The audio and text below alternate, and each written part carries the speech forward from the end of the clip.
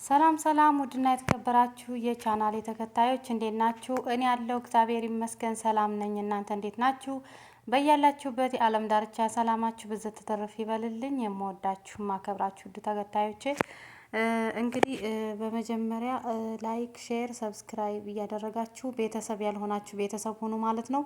ዛሬ እንግዲህ አላዛርና ትንሱዬ እንግዲህ ዛሬ አላዛር ትንሱዬን ጠርቶ እፈልግሻለሁ ብሎ ጠርቶ እኛ ራሱ በጉጉት እየጠበቅን ነበር። ልክ እሱ ጋር ማለት ነው። ልክ እሷ እስከምትመጣ እኛም እየጠበቅን ነበር ማለት ነው። እና ጠራትና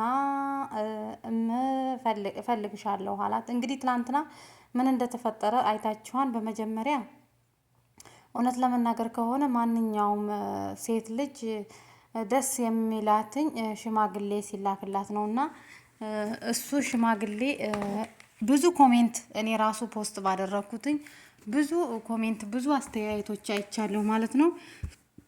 ለምን እንደዚህ ታደርጋለህ? ለምን አታስደስታትም? ወንድ ልጅ ማመን እኮ ብዙ ኮሜንት ሲጻፍ ነበር ማለት ነው። እና እንግዲህ እሱም ደግሞ እኔ እሷ ትቀየመዋለች ዛሬ አብረው ተመልሰው የሚመጡ አልመሰለኝም ነበር። ቢያንስ እንደ ተመልካች ከሆነ እኔም ትናንትና ትንሽ ቅር ብሎኛል ማለት ነው። ምክንያቱም ቢያንስ እኳ እንዳልነው ተመልካችም እንዳለው ብዙ ኮሜንት አይቻለሁ። እንኳን አይደለም በእነሱ ቤት በእኔ ቤት ራሱ ብዙ ኮሜንት አይቻለሁ፣ ብዙ አስተያየቶች እና ለምን አያስደስታትም? ለምን እሺ ብሎ ልክ እነሱ ካሜራውን ሲዘጉ የፈለጉትን መመካከር ይችሉ ነበረ። ለምን እሷ እንድትደሰት አያረግም? ሲጀመር ወንድ ልጅ ማመን ሲጀመር ቸኮለች። ብዙ ኮሜንትና ብዙ አስተያየት አለ ማለት ነው። እንግዲህ አንዳንድ ጊዜ የሚዲያ ተጠቃሚ ስትሆን አብዛኛውን ነገር እያሳለፍክ ካልሆነ በስተቀር ከባድ ነው ማለት ነው። እና እነሱ እንግዲህ እንዳያችሁትኝ ይዘውት የመጡት ቪዲዮ ያው ባይቀበላትም እሷ እኔ ደግሞ ትንሽ የተሰማኝ ከእናቴና ከኔ ነው ጥያቄ ያለን እናቴና እኔ ጋ ነው መልክቱ ብላ እናቷንም ስለጨመረኝ ትንሽ ቢያንስ የእናቷ ነገር ሼም ይዞት ይመልስላታን ብለን አስበን ነበር፣ ወይም ደግሞ እሺ ላታን ብለን ነበር። እንግዲህ እግዚአብሔር አልፈቀደውም እና እሱም ተጸጽቶበት ሊሆን ይችላል። አልሆነም ማለት ነው። እሱም አላለውም እና ዛሬ ደግሞ ትላንትና ምን እንደተፈጠረ ሁላችንም አይተናል። ዛሬ ደግሞ እራሱ እሷን ጠርቶ ያው የሆነ ነገር ላማክርሽ እፈልጋለሁኝ ብሏትኝ እሷም መጣይ። እውነት ለመናገር ደስ የምትል ልጅ ናትኝ። ኮሜንት አይታ ተመልካች አስተያየት ምናምን አይታ ብዙ እኔ እንጃ የምትቀየም ልጅ አይደለችም። በጣም ጥሩ ልጅ ናት። በዚህ አጋጣሚ ትንሱዬ ጀግና ነሽ። ሁሉንም ነገር አይተህ እንደማላየህ ሆነህ ማለፍ ነው እንጂ ከባድ ነው ማለት ነው። እና እንግዲህ እሱ ጠርቶ ፈልግሻለሁ ብሏትኝ መጣች። እሷም የእሱን ቃላቶች አክብራ እሱን አክብራ ነይ ካላት ቦታ ሄደች። ከዛ እንግዲህ ሰላም ተባባሉ። በቃ ደስ የሚል እንትናቸውን ያው እንደ ድሯቸው ናቸው ማለት ነው። ከዛ አንድ ጥያቄ አለኝ ብሎ ጥያቄውን ሲያቀርብላትኝ ከኔ ጋር ከዛሬ ቀን ጀምሮ ከኔ ጋር እንድትኖሪ እፈልጋለሁ ብሎ ጥያቄ ያቀረበላት እና እሷ ደግሞ ሴት ልጅ ምን ይሆን መልሷ? እውነት ለመናገር እኔ ጠብቄ ነበር እሽት ምንም ችግር የለም ትለዋለች ብዬ። ምክንያቱም ጥሩ ሰው ጋር የሆነች ምስኪን ስለሆነች እሺ ትለዋለች ብዬ የእውነት ነው የምላችሁ ጠብቄ ነበረ። ግን እንደ ጠበቅ ነው አይደለም።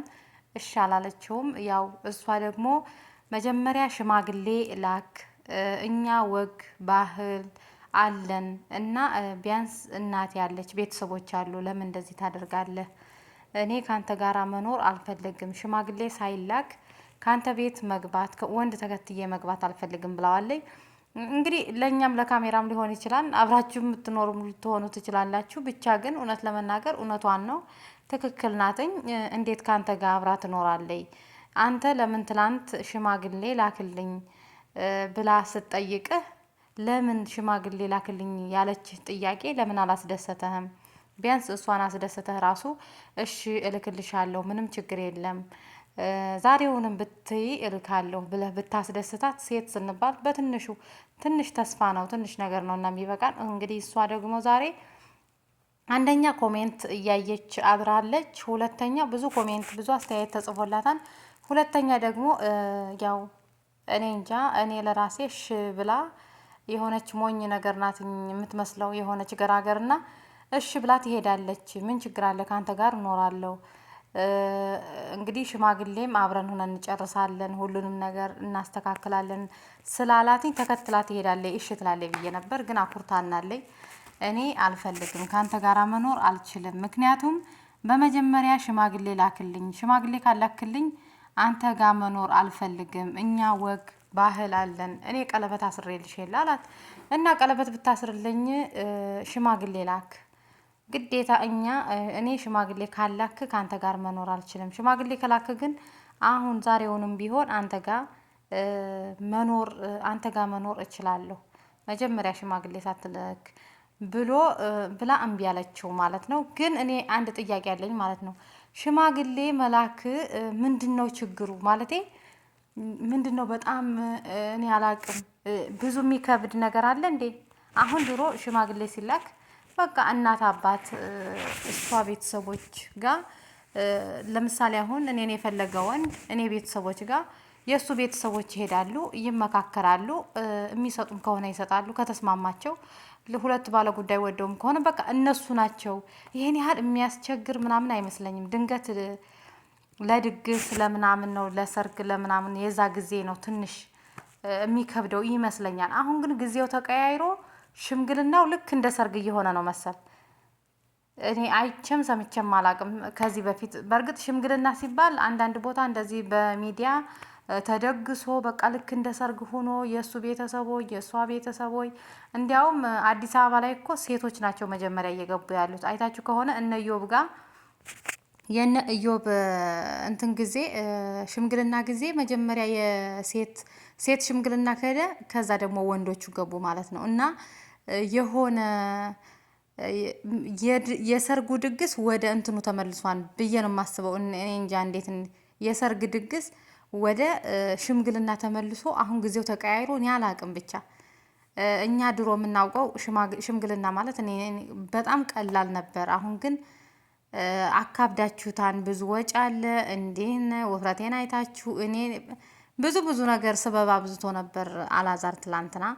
ዛሬ ደግሞ አብረሽ እኔ ጋር መኖር አለብሽ፣ አትወጂኝም፣ አታፈቅሪኝም፣ እኔ በብዙ ነገር ጠረጥርሻለሁ እና በብዙ ነገር የምትጠረጥራት ከሆነ የምትኖርበት ቦታ የሚያሰጋህ ከሆነ የምትኖሪበት ቤት ያሰጋኛል የምትል ከሆነ እያልካት ነው። ያን ካሰብክ ምን ችግር አለው? ሽማግሌ ልከህ የእሷን ፍቃድ ሞልተህ አብራችሁ ብትኖሩ እኔ ደስ ይለኛል ማለት ነው። እሷም እውነት ለመናገር በጣም ነው ትላንት አላቅም። በእርግጠኝነት የትላንትና ኮሜንት ነው ዛሬ እሷን ጠንካራ ያደረጋት ብዬ ነው የማስበው። እንዴ ዛሬ ደግሞ አብራ እሺ ብላ ተከትላ ከሄደችማ ጤንነቷ ያሳስበን ነበር ማለት ነው።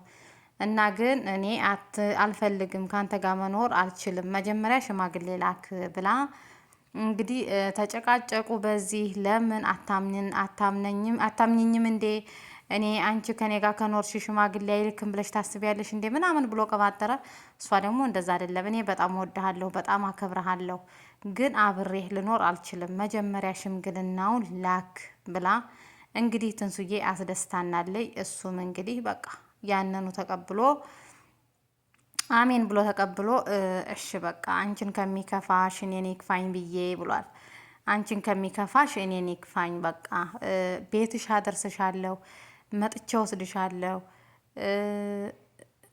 ተመልሼ ደግሞ ይዤ ሄጄ እመልስሻለሁ እና በቃ እሺ ምንም ማድረግ አልችልም ብሎ ተቀብሏል ማለት ነው። እየመረረህ ዋጠው። የዛ ጊዜ ይገባሃል ማለት ነው ሁሉም ነገር። እና የዛሬው ቪዲዮ ይሄን ይመስል ነበረ። በቀጣይ ቪዲዮ እስከምንገናኝ ድረስ ላይክ፣ ሼር፣ ሰብስክራይብ እያደረጋችሁ ቤተሰብ ያልሆናችሁ ቤተሰብ ሁኑ። በኮሜንት አበረታቱኝ። እንግዲህ ቻናሌ አዲስ ነው እና አበረታቱኝ እና እኔም ደግሞ በራሴ ነገር እስከምመጣላችሁ ድረስ አሁን በመመጣው ነገር ላይክ ሼር አድርጉኝ። በቀጣይ ደግሞ ይዘውልን ቪዲዮ ጥሩ ቪዲዮ ይዘው እንደሚመጡ ባለሙሉ ተስፋ ነኝ። የሽምግልና ቪዲዮ እንጠብቃለን። ባይ ባይ።